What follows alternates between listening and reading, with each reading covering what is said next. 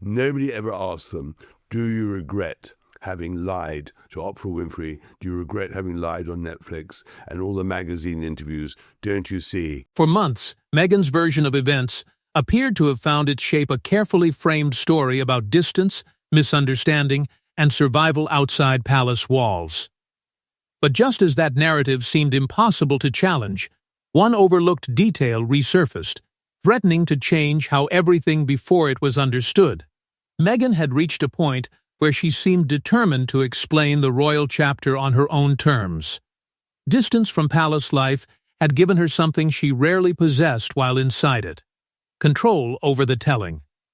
The story was no longer being filtered through courtiers, briefings, ceremonial expectations, or the cold language of royal protocol. It was personal now, emotional, a story about pressure, separation, and the cost of trying to survive inside an institution that she believed had never fully understood her. But royal history has a dangerous habit of refusing to belong to one person. The palace remembers differently. Not emotionally, but mechanically. Dates matter. Meetings matter. Travel schedules, private discussions, public engagements, messages, decisions, and the order in which events happened can all become pieces of a much larger puzzle. One person may remember the pain of a moment. Another may remember what had already been decided before that moment ever arrived. That was where Tom Bower entered the story. He did not need an explosive accusation. He did not need a dramatic confession from behind palace doors. What caught his attention was smaller, almost forgettable. A detail sitting quietly inside the timeline, surrounded by louder arguments that had attracted far more attention. Yet when placed beside Meghan's latest version of events, that detail began to look far more important than anyone had first imagined. And that was the danger. In royal controversies, even the smallest inconsistency can grow quickly, because almost nothing exists in isolation. Public appearances are documented. Staff remember movements. Family members carry their own versions of private conversations. Old statements remain available. A single date can suddenly collide with a later claim and force people to ask whether two stories can comfortably exist at the same time. Harry understood that risk better than most. His loyalty to Meghan remained central, but he also knew what happened when old royal battles were reopened. One disputed memory could lead to another. One forgotten episode could drag an entire period of family conflict back into public view. Meghan appeared to believe this latest telling might finally settle the chapter. Instead, it was beginning to reopen it. Because Bower's real weapon was not outrage. It was sequence. And hidden somewhere inside that sequence was a contradiction that could shift the entire meaning of the story. And once Bower began tracing that timeline backward, the controversy stopped being about Meghan's latest words and became a question of what had happened before those words were ever spoken. Royal scandals often explode because of dramatic statements, but this one begins somewhere quieter with dates, movements, conversations, and the sequence of events surrounding Meghan and Harry's growing separation from palace life. Somewhere inside that sequence lies the detail capable of turning her new narrative against itself. By this point, the tension around Meghan and Harry was no longer built from one argument or one difficult encounter. It had accumulated slowly. Frustration layered over frustration. Conversations became more guarded. Meetings carried more weight. Decisions that should have been simple began to feel loaded with consequence. Meghan increasingly saw the system as rigid and emotionally distant, while the palace continued to operate through procedure, hierarchy, and rules that rarely bent just because someone felt trapped by them. That difference mattered. For Meghan, the story could be remembered through pressure, rejection, and the moment something finally became unbearable. For the institution, events existed in sequence. A meeting happened before another meeting. A proposal was discussed before it was rejected. A concern was raised before a public appearance. And once Bower began looking at that order, rather than the emotions surrounding it. The argument started changing shape. He did not begin with the loudest allegation. He looked at what came first. That was where the first crack appeared. Palace disputes almost never begin and end in a single room. They stretch across delayed conversations, advisors offering conflicting guidance, relatives interpreting the same problem differently, and communications teams trying to protect completely different priorities. Meghan may have believed one course had already been effectively decided, while people inside the royal household still considered the matter open, unresolved, or negotiable. Harry stood directly between those two worlds.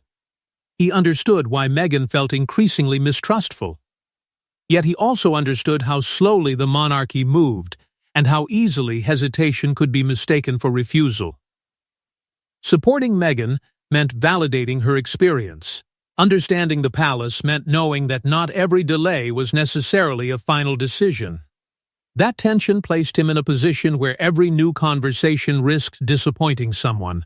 Behind all of it were competing voices. Courtiers blamed communication failures. Advisors questioned expectations.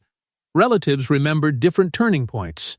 Some believed the rupture had been building for months. Others saw a later confrontation as the true break. Then, Bauer found the problem. Meghan's newer account appeared to connect two significant moments directly, as though one naturally produced the other. But between them sat another event, one that someone within the wider royal circle had apparently remembered differently. Suddenly, the connection was no longer clean. And this was not about feelings. Feelings could be disputed forever. This concerned order, timing, and whether the sequence itself supported the story being told. That distinction would prove crucial, because the moment Bauer isolated the forgotten event between Meghan's version and the palace chronology, the entire argument began shifting beneath her feet. Harry had spent years defending the decision to leave royal life as necessary, painful, and ultimately unavoidable. But if Bauer's timeline was correct, one resurfacing detail threatened something much more personal, the possibility that Meghan's latest explanation could force Harry to confront contradictions he had spent years trying to escape. For Harry, this was no longer ordinary criticism. He had lived through headlines, accusations, family tension, and years of arguments over who had failed whom. But this was different, because the challenge was moving closer to the choices he had publicly defended as part of his identity. Leaving royal life had not been presented as a casual decision. It had become part of the story of who he was, what he had endured, and why standing beside Meghan mattered so deeply. Under that kind of pressure, memories do not remain untouched. Couples can begin carrying a shared version of painful events, shaped by repetition, loyalty, fear, and the need to survive something together. That does not automatically make the version false, but it can make certain moments feel more decisive over time than they appeared when events were still unfolding. And Harry had been there. He had watched the discussions develop. He had understood the frustrations on both sides. That made it impossible for him to remain completely outside the dispute once Bauer began questioning the sequence. The pressure inside the Sussex camp now became more complicated. Meghan had every reason to want her interpretation defended forcefully. But Harry could also understand the danger of responding too aggressively. Challenge Bauer on one point, and the answer might not end there. It could invite scrutiny of older interviews, earlier recollections, private decisions, and every public statement surrounding the break. Meanwhile, the palace had another weapon entirely: silence. It did not need to publicly contradict Meghan if commentators began comparing the competing versions themselves. The monarchy could remain still while the argument grew around it. Bauer appeared to understand that advantage. Instead of releasing the decisive detail immediately, he allowed the tension to build around what the timeline might reveal. And slowly, Harry could see the direction of travel.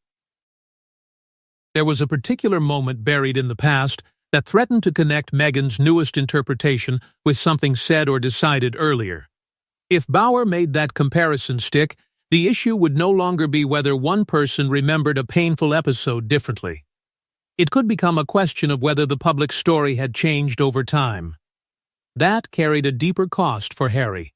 Every renewed dispute touched not only Meghan, but Charles, William, his children, and the legacy they might someday inherit from this fractured period of royal history. Harry could see where the argument was heading, but by then, Bauer had already reached the one comparison that would transform a vague credibility battle into something far more difficult to explain away. The breakthrough was almost embarrassingly small. No secret recording. No explosive palace document. No mysterious witness emerging after years of silence. Instead, Bauer focused on one detail involving when a crucial decision had actually been made, and suddenly Meghan's new narrative appeared to tell a very different story. The detail concerned timing, not the emotion surrounding Meghan and Harry's departure, but the point at which discussions about changing their royal future may already have been underway. Meghan's latest framing appeared to place enormous weight on one painful rupture, as though that moment pushed everything beyond repair. It was powerful because it gave the story a clear cause. Something happened. Trust broke, and the future changed. Bauer's challenge was far more unsettling. He focused on the possibility that conversations about independence, altered duties, and a different relationship with the palace had begun before that supposed point of no return. If that sequence held, then the event Meghan presented as decisive might not have created the break at all. It may simply have accelerated a decision already forming beneath the surface. That distinction changed everything. It did not automatically mean Meghan had acted in bad faith. Emotional decisions rarely happen in a single instant. People can wrestle privately with leaving long before they admit to themselves that they have chosen it. But the public meaning of the story was different if preparations came first and the rupture came later. This was no longer about whether Meghan remembered a difficult moment correctly. It was about causality.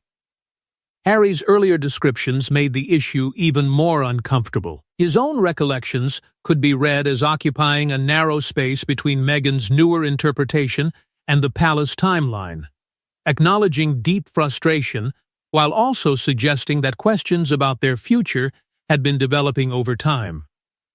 Once Bauer highlighted the sequence, others began noticing it too.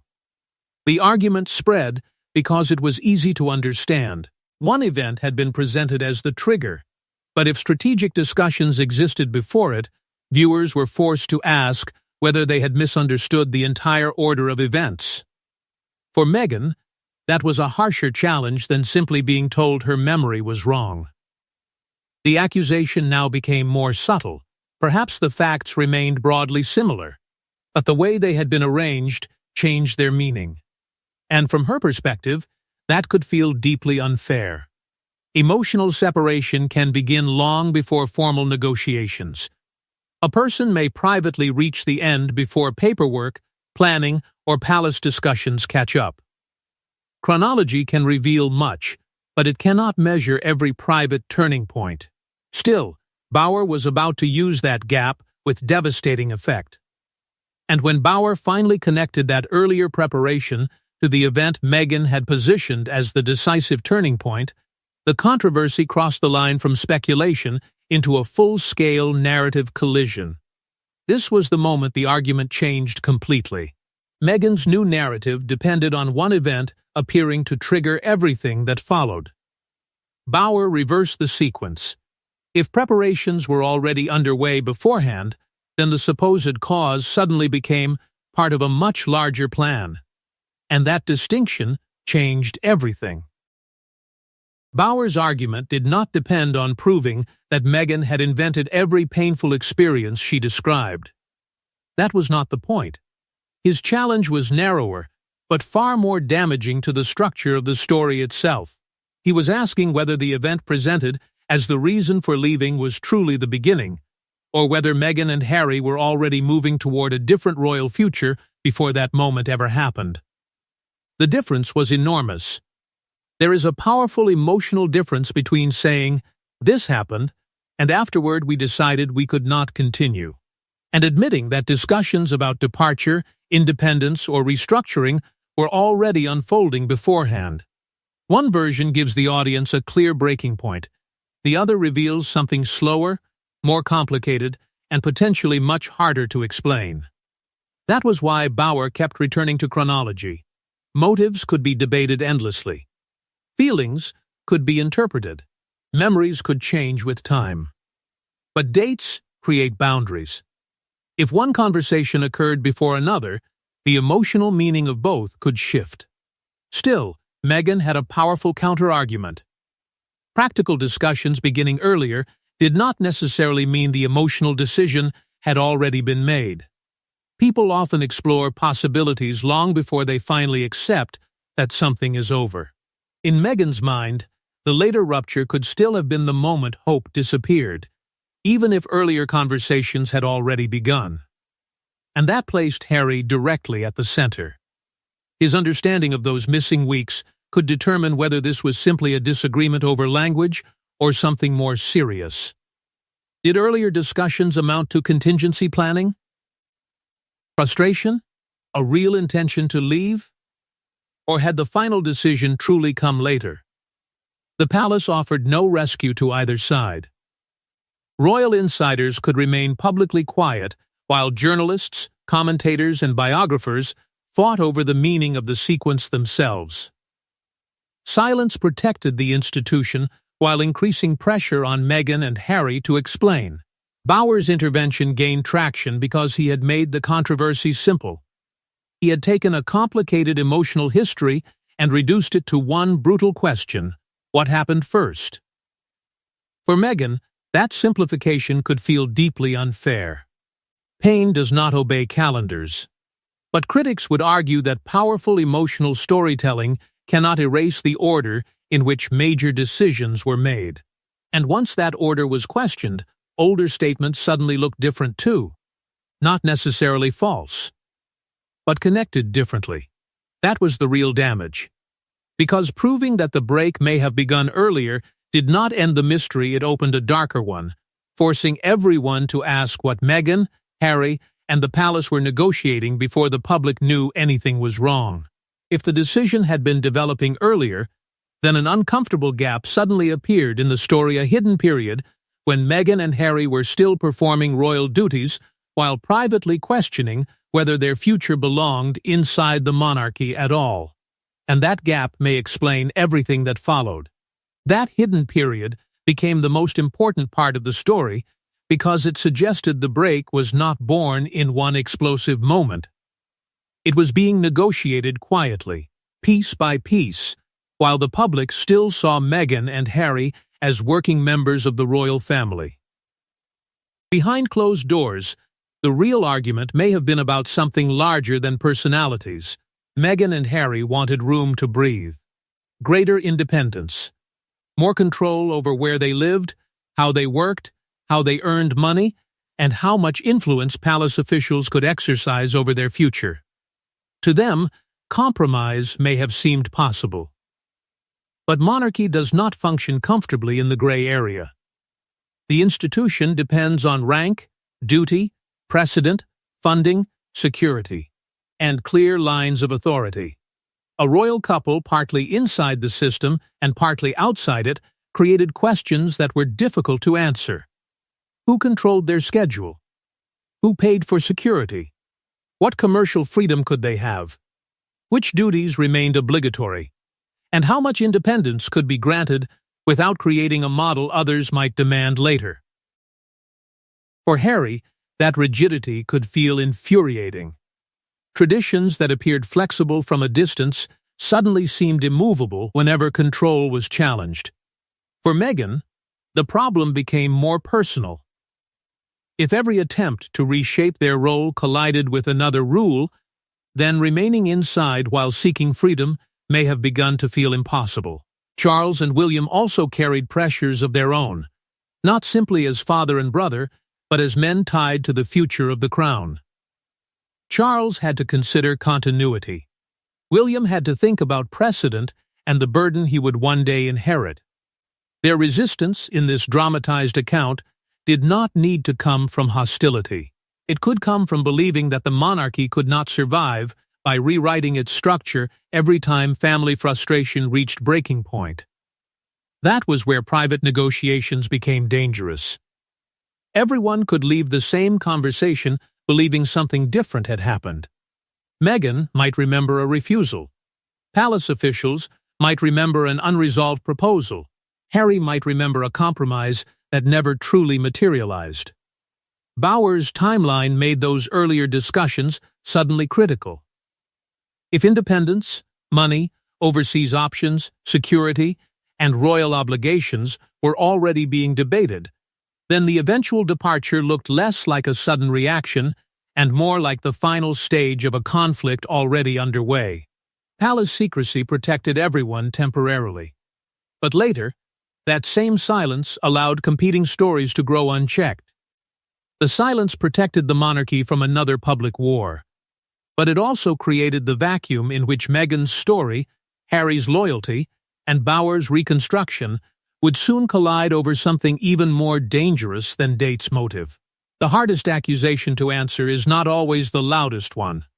Once Bower reframed the controversy around chronology, Meghan faced a trap: defend every detail and prolong the scandal, remain silent, and allow his interpretation to dominate, or explain the emotional truth without reopening the entire royal conflict. That was the problem now. The argument had moved beyond one disputed moment and into the architecture of Meghan's story itself. A direct response could give Bower exactly what he needed: more attention, more comparisons, and more reasons for journalists to return to older interviews, earlier recollections, and every statement surrounding the Sussex break from royal life. But silence carried its own danger. Critics could interpret no response as weakness, even if Meghan simply believed the controversy did not deserve another public battle. In royal disputes, refusing to engage can look calm to one audience and evasive to another. And the more the timeline gained attention, the harder it became to control what people thought that silence meant. Meghan's strongest defense was also the most human one. Emotional decisions do not always happen on the same day practical planning begins. A person can imagine leaving long before they seriously negotiate it. They can explore options while still hoping circumstances will improve. And they can discuss a different future without believing the final break has become inevitable. That distinction mattered. There was a difference between privately considering departure, actively discussing a new arrangement, and formally deciding that royal life was over. That nuance could protect the emotional heart of Meghan's account. But it could not completely restore the simpler version critics were now questioning: the idea that one event alone caused everything that followed. Harry once again became crucial. His words could reinforce Meghan's interpretation by explaining how those stages unfolded. But every clarification also carried risk. One slightly different phrase, one altered date, one recollection that did not perfectly match an earlier account, and the controversy could deepen instead of disappear. That pressure reached beyond public image.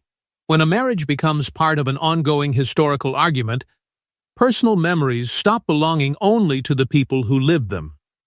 They become evidence. Every interview can be compared. Every emotional explanation can be tested against another. Meanwhile, the monarchy held its familiar advantage. It could simply endure. The crown did not need to win every argument if it refused to join them. And Bower did not need to prove Meghan wrong about everything. His victory was narrower. He only needed audiences to question the newest framing. Once that doubt took hold, every future revelation would face the same test: does the chronology support it?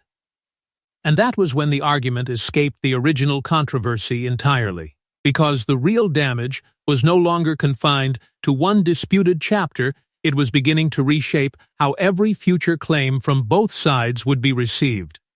For Meghan, the controversy was about controlling the meaning of her own experience. For Harry, it carried another burden entirely. Every reopened contradiction connected him once again to his father, his brother, his royal inheritance, and the unresolved question he could never completely escape: what would his children someday believe? That question made Harry more than Meghan's defender. It made him the emotional center of a conflict stretching in two directions at once. His loyalty to Meghan could be completely genuine, while his connection to the monarchy remained just as real. He had left the institution, but he had not left the history that shaped him. And history was becoming the problem. Interviews, memoirs, biographies, palace records, public statements, and private recollections were slowly turning one family rupture into a collection of competing versions. Years from now, people might not remember the emotion first. They might remember which account appeared to fit the timeline. For Harry, that possibility carried a painful cost. Every renewed battle risked making reconciliation with Charles and William more difficult. The more each side defended its own version, the harder it became to move forward without someone feeling that compromise meant surrender. Inheritance, in that sense, was never just about titles or money. It was about identity, family memory, belonging, the knowledge that Harry's children would inherit not only a royal connection, but the unanswered questions surrounding why their father walked away from it. That was where Bower's intervention became more dangerous than an ordinary criticism. It forced Harry to consider the future. Did he keep correcting every interpretation he believed was wrong? Did he continue reopening old wounds in order to protect Meghan's account? Or did he allow some uncertainty to remain, knowing that silence might eventually create room for relationships to soften? There was no easy answer. Meghan could view continued scrutiny as proof that leaving had been necessary from the beginning.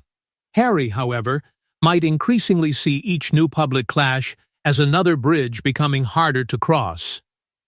The same controversy could strengthen her certainty while deepening his sense of loss. And the monarchy had time on its side. It did not need to answer every allegation. Silence allowed controversy to exhaust itself. Distance could replace confrontation. Years could do what statements could not. That was the cruelest part of the change detail. It did not produce a clear winner. Instead, it left something more lasting: uncertainty. A story everyone once thought they understood now carried a permanent question about what happened first, what caused what, and who had remembered the beginning correctly. Yet even as Harry faced the possibility that some wounds might never fully close, one final consequence remained: the changed detail had already altered the story in a way no statement from Meghan, Bower, or the palace could completely reverse. In the end, the most damaging revelation was not a secret letter, a hidden recording, or a palace confession. It was something much simpler. Sequence. Change when one decision happened, and suddenly motives shift, memories collide, loyalties become harder to explain, and an old royal rupture acquires an entirely new meaning. That was Bower's strongest challenge from the beginning. Not that every emotion Meghan described had to be false. Not that every grievance disappeared.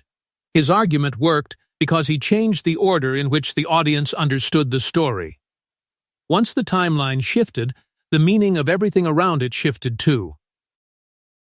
Meghan could still believe the pressure was real. She could still see a later confrontation as the moment when hope finally vanished. Feelings do not become meaningless simply because critics question chronology. But there is a difference between challenging someone's pain and challenging the public story built around that pain. Bower focused on the second. And that was enough to create doubt. The palace did not emerge completely vindicated. Its secrecy remained both protection and weakness. Silence prevented another open war, but it also ensured that unanswered questions survived. Every missing explanation became space for someone else to fill. Harry carried the heaviest emotional consequence. He had chosen a life outside the royal system, yet he could never fully escape the identity he inherited from it. Meghan remained determined to control the meaning of her own experience, but fame had transformed that experience into something larger. Once memoirs, biographies, interviews, and competing recollections entered the record, her personal story became part of a public battle over history. Bauer did not need to win every argument. He only needed to introduce one persistent doubt. That was the power of the detail. If discussions about a different future had begun earlier, then the event presented as the beginning might actually have been the culmination. The break may not have exploded into existence in one dramatic instant. It may have been forming quietly for weeks or months, through frustration, failed compromises, private planning, and relationships already beginning to harden. That possibility reaches beyond Meghan and Harry. Royal families rarely fracture on the day the public notices. By then, loyalties may already have shifted, private decisions may already have been made, and conversations may have taken place that outsiders will never fully hear. So the mystery remains. Meghan holds one version. Harry carries another layer of it. The palace protects its own memory. Bauer reconstructs what he believes the sequence reveals.